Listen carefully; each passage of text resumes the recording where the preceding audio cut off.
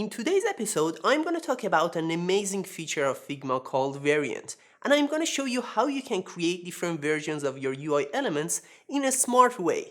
And if you watch this video all the way through, you're also going to learn how to make your components interactive. So if you're ready, let's get into it. Alright, here we are. I created a new design file and I'm gonna go ahead and create a button. But before we create our button, I'm gonna mention that we have actually two different types of variants. We have one-dimensional variants and two-dimensional variants. We are gonna start with one-dimensional variants examples, and then as you get used to variants, we will talk about the more advanced and two-dimensional variants as well. Okay, so in order to create a button, you may tend to create a rectangle, then add a label to it and style it. That's fine. However, there is a better way to do that, and that's by creating a frame. So first, I'm gonna go ahead and hit T on my keyboard to select the text tool, and I'm gonna create a text layer right here. Let me zoom in, and I'm gonna write button. Okay, let me go to the text section on the right side, and here I am going to adjust the weight to probably medium and the size to 17 points, and here I can set the height to 100% for now, and I'm going to change the align to align middle. Alright, great. Now that our label is ready, I'm going to add auto layout to it to make it responsive. To do that, I'm going to hit Shift and A on my keyboard. And as soon as I do that, it will put this label into a frame. As you can see here, it says frame 1, and here we have this frame 1 in the layers list as well.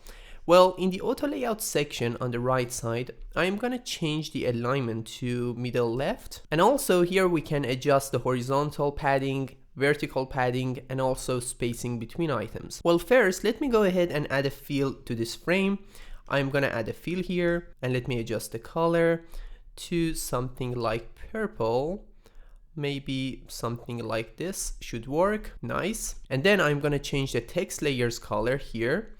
I'm gonna set it to white to have a better contrast. And finally, I'm gonna select my frame, and I'm gonna increase the corner radius amount here to make it a little bit rounded, probably something like 4 pixels. Let me rename this frame to button. Perfect. Now let's go ahead and adjust the padding here. I'm gonna set the vertical padding to 16 pixels and the horizontal padding to 32 pixels. Alright, great. Our button is ready and it's completely responsive. I can go ahead and adjust the label. However, I'm gonna keep it as is for now. Now imagine you wanna create different states of this button and you want to keep everything organized. To do that, in order to be able to reuse this button, first we need to convert it to a component. To do so, we need to select it, and we can click on this component icon here, just like that. And now as you can see, the frame, this boundary turned purple. Here you can see in the layers list, we have this 4 diamond icon as well, indicating that this is a component now. And you can easily go to assets and find your local components, and we can reuse instances of this component. But how can we create variants? Well, there are many ways to create variants. First, you can create different components, name them, and then turn them all into a component set. Or you can just select your first component here and just click on this button, add variant, right in the toolbar. Let me go ahead and do that. As soon as I clicked on that button, you can see that this component set has been created. Here we have this dashed boundary indicating that this is a component set. Here in the layers list, you can see that the name of our component set is button. All right. And inside we have two variants. We have default, this is our base variant, and also we have variant 2. It has been duplicated for us because we clicked on that button here, variant. Now we can go ahead and adjust the styling of this second variant. But before we do that, I'm going to explain to you how variants work. Well, a component set, if you just select it, has different properties. And if you just take a look at the right inspector right here, you can see this properties section. and here we have property 1. Okay, if you want, you can go ahead and rename it, and we are going to do that to keep everything organized. But the way variants work is that you create different properties and then you set different values for those properties. So let's suppose you want to create different states of this button, right? Default, hover, pressed, disabled, etc. So the name of our property is going to be state, right? So now that my component set is selected, I'm going to head over to these properties here, and we already have this property 1.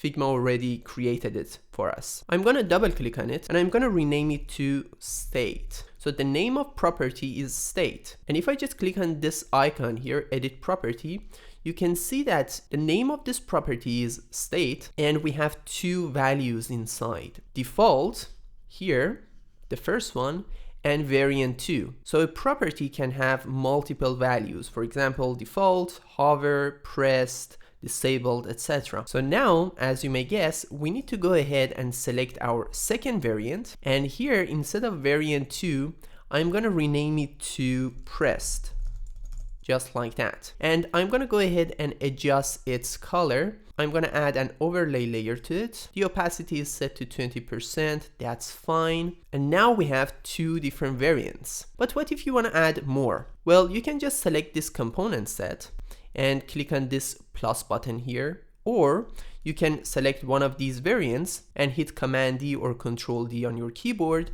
to duplicate it. That's up to you. Now we have state 3. You see, I'm going to select it and I'm going to adjust its value to hover, and then let me go ahead and change the fill here. I'm going to change the color of this overlay layer to white, and this is going to be our hover state.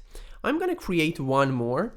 I'm going to hit Control D to duplicate, and here this time I'm going to create a disabled variant. I'm going to select it. Let me go ahead and change its value to disabled, and then I'm going to go ahead and change its color to probably light gray, something like this should work. Now if I select this component set and if I click on this icon, you can see that this property state has 4 different values: default, pressed, hover, and disabled. But how can you utilize these variants? That's so simple. Just like using a component, you can simply go to assets. From here, you are going to create an instance of your component, just like that. Here we have our button, and on the right side you can see that we have this state property, and here we have this drop menu. We can change it to pressed, we can change it to hover, or disabled. Can you see how easy it is to create variants in Figma? That's awesome. Alright, that was an example of one-dimensional variants. But how can you create multi-dimensional variants or 2-dimensional variants? I'm gonna go ahead and move this component set to the left side, and I'm gonna make it a little bit larger. Now let's imagine you want to create a new version of these buttons. However, this time you might need to add an icon to it. So what I'm gonna do is this. I'm gonna select them all, okay? Of course you can do it one by one, but I prefer to select them all.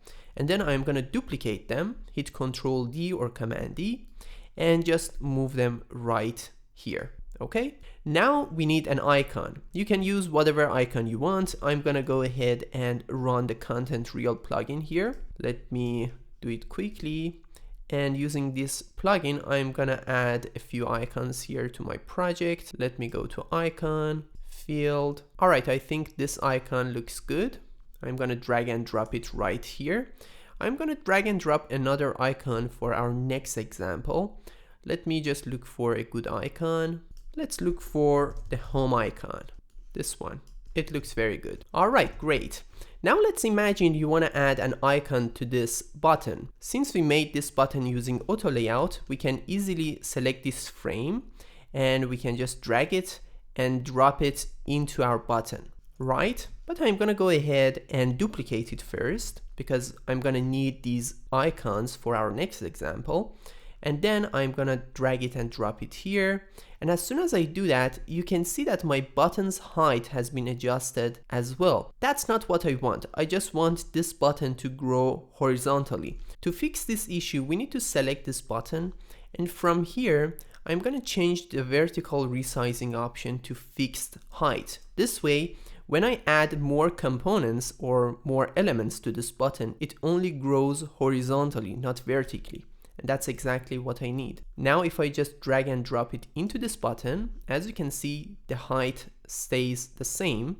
And let's do the same thing for these buttons. I'm going to select them all, change this option to fixed height. Now let's select this icon, change its color to white.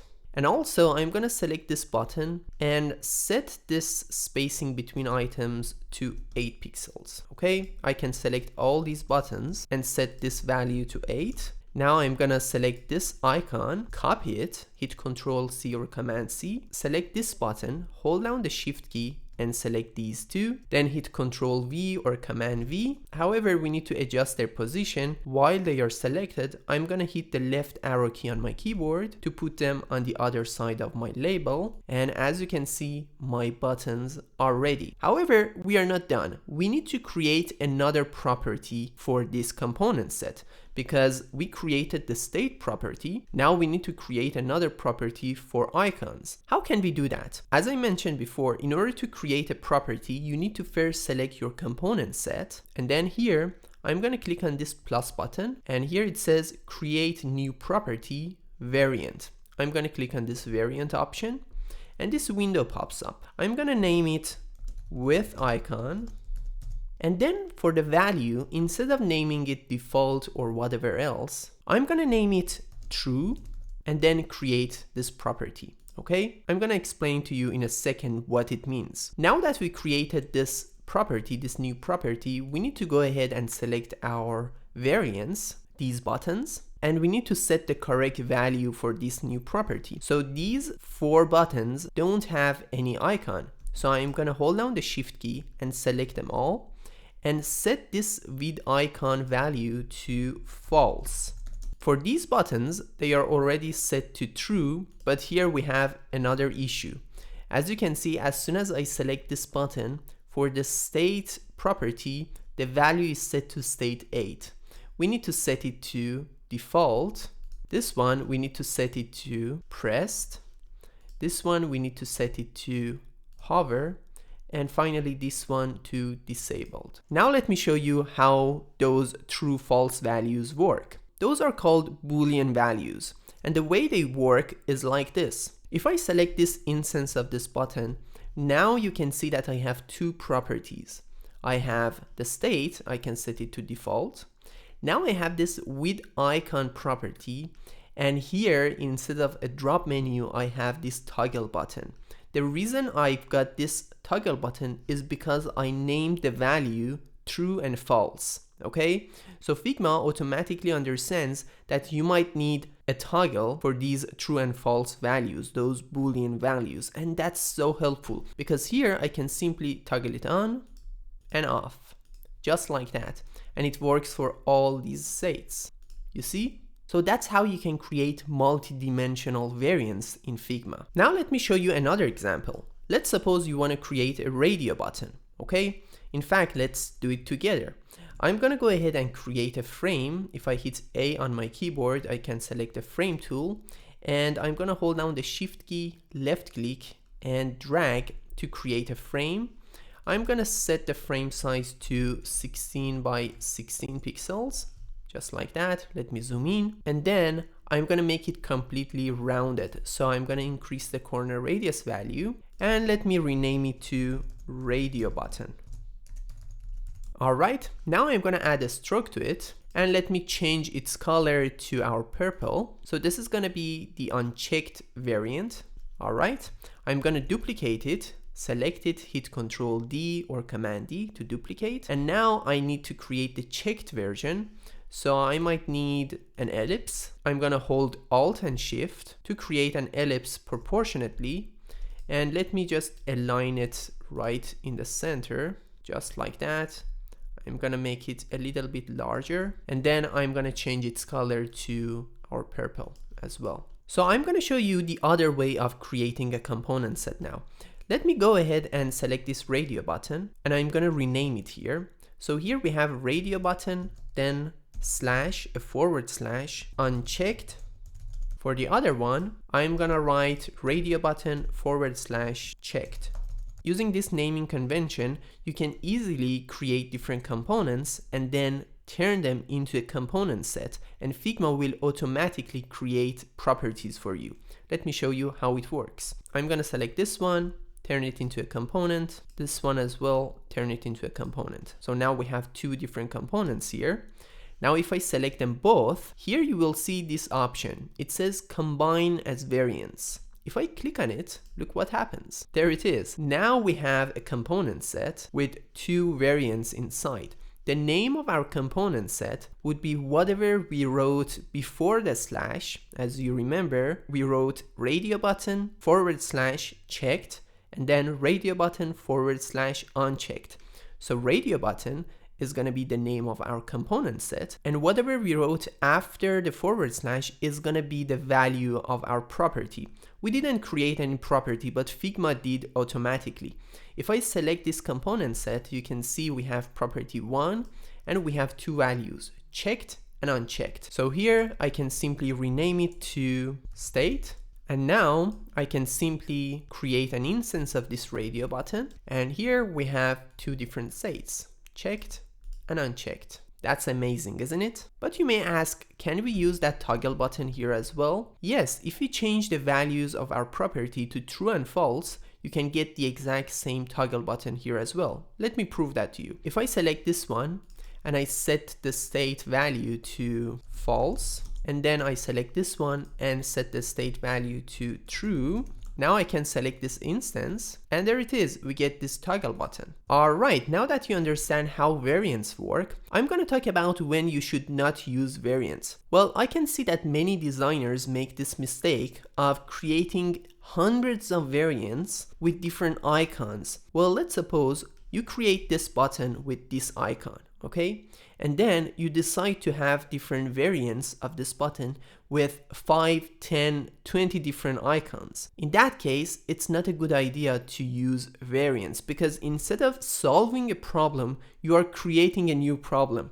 This way, it's gonna be so hard to organize everything. Instead, what you can do is utilizing a component property, because we have variant properties and also we have component properties. We talked about variant properties. We created a few here, as you remember. Now let's talk about component properties. Well, let's suppose you want to use these two icons, okay? It could be as many icons as you want, but in this example, 2 is sufficient. I'm going to select this one. Let me go ahead and rename it to icon / check mark. And this one, I'm gonna rename it to icon / home. Now I'm gonna select them both and I'm gonna change their color to white as well. And then I'm gonna turn them into a component. So I'm gonna select this one, turn it into a component, this one as well. So if I go to assets, now I have this icon as well, this icon category. So now I'm going to use these components inside my button. I'm going to go ahead and remove these check marks here from my buttons, just like that. Let me select one of them, probably this one, duplicate it to create an instance, and just drag it and drop it inside our button. Now I'm going to double click on this icon, and I'm gonna head over to this section. If I just click on this button here, this window pops up and it says create component property. I'm gonna name it icon, and here for the value you can see we already have this drop menu.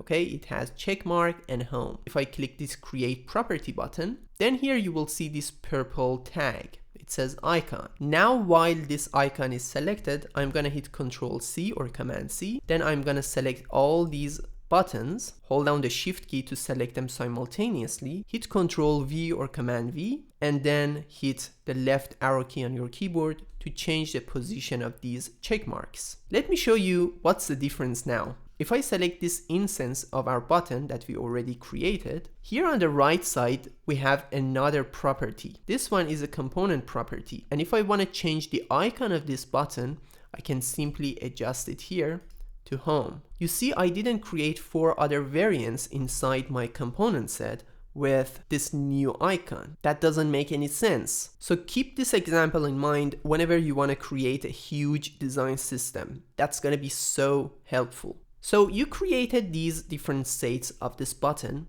and now you want to animate them. So the way we usually do that is by duplicating our screen and adjusting our button and connect those screens together. But that's not the case anymore because we have this awesome feature of Figma called interactive components. Let me show you how it works. Here inside our component set, I'm going to select my base button, okay? This one. And then I'm going to go to the prototype tab. And from here, I'm going to create a connection between these two buttons, just like that. And here inside this interaction details page, I'm going to set the trigger to unclick because this is our pressed variant. And as you can see, you have access to the properties you just created here as well. That's awesome, isn't it? Then let's go to animate, and I'm gonna set it to smart animate. And here I'm gonna set it to ease in and out back. 300 milliseconds is fine. Now I'm gonna create another interaction. I'm gonna connect this base button to our hover button. And this time I'm gonna set the trigger to while hovering because this is our hover state, and the animation is gonna be smart animate, and we are good to go. Now let me select this button here, and I'm gonna change its state to default. The icon is gonna be check mark. And now let's go ahead and see how it works. But before we do that, in order to be able to preview this component, first we need to put it inside another frame.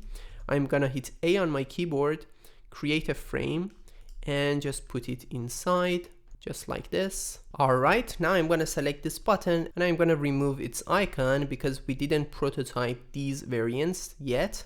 So I'm gonna test this button. Let's select this frame now and hit the play button right here. And now let's see what happens if I hover over this button. You see, we have this interactive button now. Alright guys, I hope you enjoyed this video. If you found it useful, please consider subscribing and give it a thumbs up. If you want to learn more about Figma, make sure to check out this video on the screen. Have a wonderful day and see you next time.